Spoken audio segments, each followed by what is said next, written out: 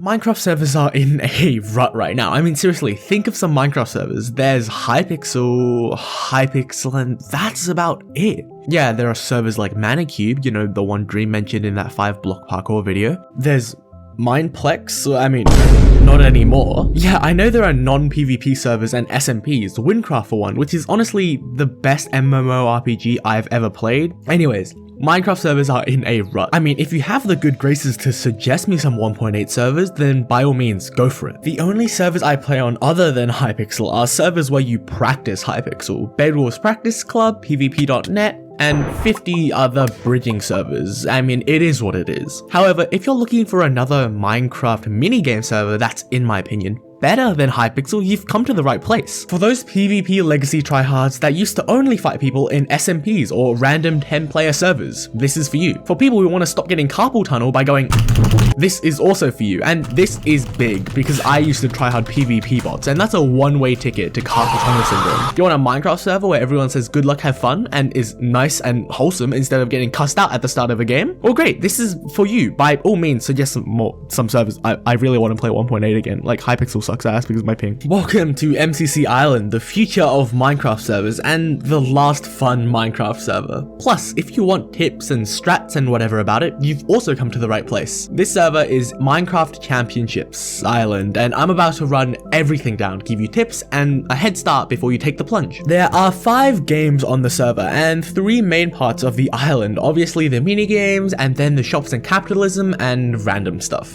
The shops and capitalism are filled with a lot of cosmetics and hats and also people to talk to and places to hang out in. It's a great way to show your time to the server or quantify the efforts you put into the minigames. There are random stuff everywhere, small Easter egg, bits of parkour across the island, and even crafting, which I don't understand, but it probably makes the end game more interesting. However, that's obviously not the main appeal. No, it's the mini games, and no exaggeration, the funnest mini games I've ever played. Also, I forgot to mention, but there are secrets scattered everywhere across the map filled with people who sell rare hats. There are 5 games. Battle Box, a quick 4v4 point control game. To get to the other side, a quick burst platformer where perfection and quick thinking is the key. Hole in the Wall, a test of patience and a little bit of RNG. Parkour Warrior, the only good parkour game in all of Minecraft, and Sky Battle, the Hunger Games but better, and the only battle royale that doesn't take 5 months. But that's enough of an introduction, let's actually get into it. Battle Box. Battle Box is a simple game which has been copied by every Minecraft server under the sun, and by every server I just mean Hypixel. The gist is simple. You pick a class, hop into a team of 4, and your goal is simple. You must fight to get to the center and compete for more wall placement than the other team. However,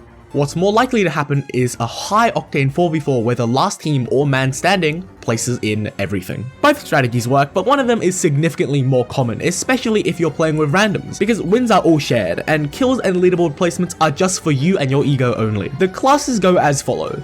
Bowler, you throw orbs and control areas, super good for wall rushing. Scrapper, you're the big man of the group, you have the most health and you think you have the most damage. The healer, no one plays this because heals are kind of worthless in 1.9 unless you're actually good. And then it becomes really OP, but I'm bad, so I don't use it. The Flanker, this kit is fun, especially if you get a speed potion, and if you're a combo god, you'll always pick this kit. Every time I get killed in 2 seconds, it's because a Lena tryhard is using this. The Trickster has an invisibility potion and short bursts of speed. Your job is to do a little bit of trolling. The Sharpshooter fires bows good. If you're in the UK or the US, this class is busted because there's no ping there, but I live in Australia, so the arrows take about 5 hours to fire. Still kind of busted though. And finally, the Gadgeteer.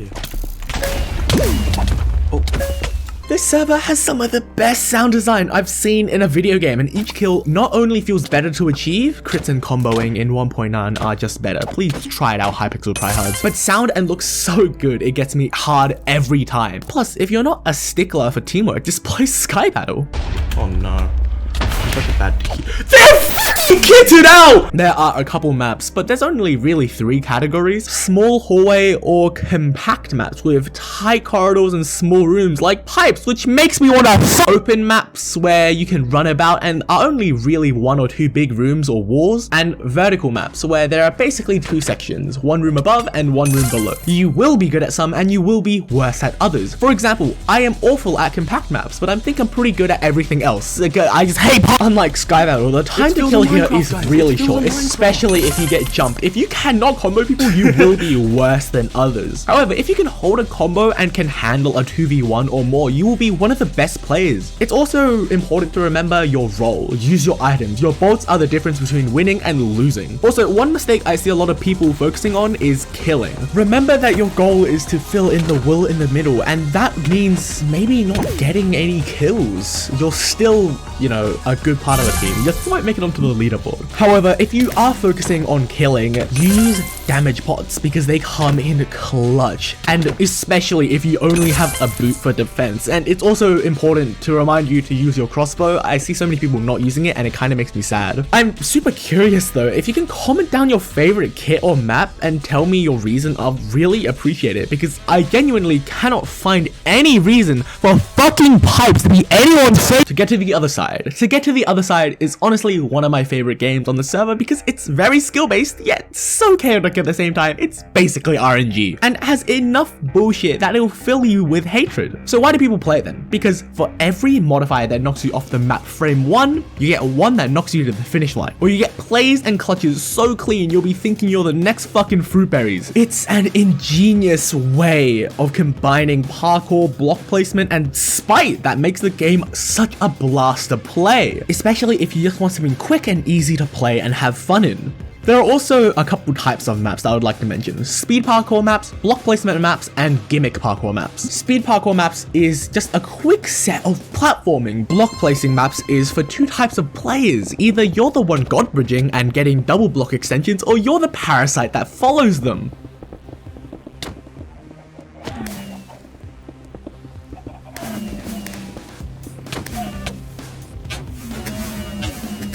And gimmick maps are just random and pretty fun. Not to mention that these maps are all beautiful. However, for some godforsaken reason, the people who play this game are god sweats. Luckily, RNG is a thing. And hey, punching is also a thing as well. Speaking of RNG, there are things called modifiers. Honestly, these events are the only reason plebs like you and me can win. Crackshot gives everyone an OP-ass bow. It's self-explanatory, just pray to God. Crumbling block makes it impossible to leech off the tryhards because their blocks break. Double time is the definition of going fast until you go slow and your speed bridging dies. One life is just real life. TNT time makes the map super chaotic, and one of my favorites is red light, green light, which just makes life living hell. And did I mention that you can get killed if someone punches you in the red light? And lastly, there is slapstick, which is what you should do to the subscribe button. I'll keep this speedy, but you should click that button and comment and like and comment. It makes me really happy, and honestly, treat it like free charity. Do your good deed of the day. Thank you for watching me. Please, I'm poor. Yes, thanks. Anyways, I love this game. My big tip, find the person with the highest ranked and the best cosmetics and follow their ass. Hole in the Wall is kind of just an average game. That's about it. B goes bad, maybe I'm gonna fall in the fucking pit like I always do. You stand in the middle and wait for walls of slimes with holes and bits coming towards you, and your goal is to go through the holes and survive. Thus, hole in the wall. The only redeeming factor is the slight amount of reaction time and teamwork communications that are needed in this game, because the walls come from not one, not two, but 4 sides. Also, there are random events that are kind of just like, they kind of make the game just more fun. This is a good game for when you're stupid tired and just want to brain rot in the funny block game. There are some common strategies you can implement, and by strategies, I mean luck. It's mostly luck and a bit of reaction time. The walls are pretty simple. There are 2 types of players as well. I like to describe them as the pussy-ols and the ADHD children. The pussy-ols basically stand in the same 5 blocks, circling to stay alive while crouching. That was retarded! And the ADHD kids don't crouch. They constantly move, and if they ever get a random event that allows violence, they will choose violence. However, other than a boxing glove and snowballs, these random events are mob spawning, and mob spawning. 10 out of 10. Say goodbye to your life when you jump through if you have Australian ping like I do though. Parkour Warrior is simple in a way that is complex. I will never be good at this game, and you will never be good at this game, because there will always be a sweaty parkour god that does the entire fucking course in one attempt while you try your hardest to make it out of section 1. Because the maps are so similar, they can easily be memorized. There is no randomness to this game, unlike some other games, and it's pretty easy to memorize the entire course. Now, that is what I would say, but right now the PvP mode isn't here. I think it's still like 20 days away. I think it's like 6 to 7 days when this video releases. But right now, it's just a single player game. Now, here are some things I can say. The builds are incredible, and honestly, my best piece of advice is just get better by practicing. You can practice and practice, climb until you get to the final course or get the highest medal. Eventually, you'll get good. Also, it's like 50 times better than Manicube. Like, goddamn.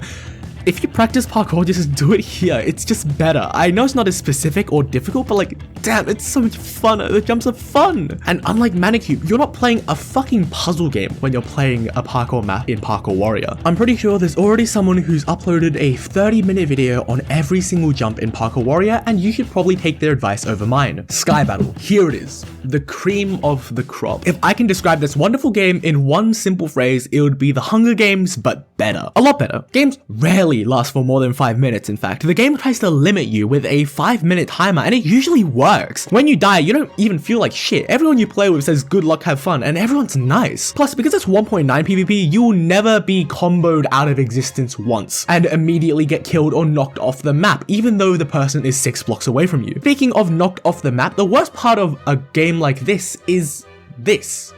But now it's gone, because this thing is called a levitation bolt, and it's basically a get out of jail free card. If you have one and get knocked off, you can simply come back. If you need to escape, you can jump off a cliff and survive. And also, it allows you to not break your screen when some bastards shoot you off. Now, this game is fun, I promise, it really is. And when you win, you'll feel amazing. But when you lose, you kinda don't feel like killing yourself. The combat is so good for this type of game mode. It's like a tightrope balance in the sky, trading blows with your axes or swords, or trying to get an effective chain onto a small island. When movement and dodging and landing strikes and flicks is the name of the game in 1.9, restricting it gives it more, not less depth. Block placement players have just as much value as sweaty bastards who don't miss a single hit, and whether your teammates are bad or not, it's usually not that big of a deal, because 1v2s or even 1v3s are actually winnable in 1.9, unlike in 1.8 where your Australian ping makes it fucking impossible. Also, just a quick tip, as someone who played Skywars, I got desensitized to TNTs and creepers. I mean, who gives a shit? They do no damage and are not intimidating. But in Sky Battle, like, damn, that's tough. That's real tough. Now, games in this game mode usually end in two ways. He's getting brutal competition for the middle island.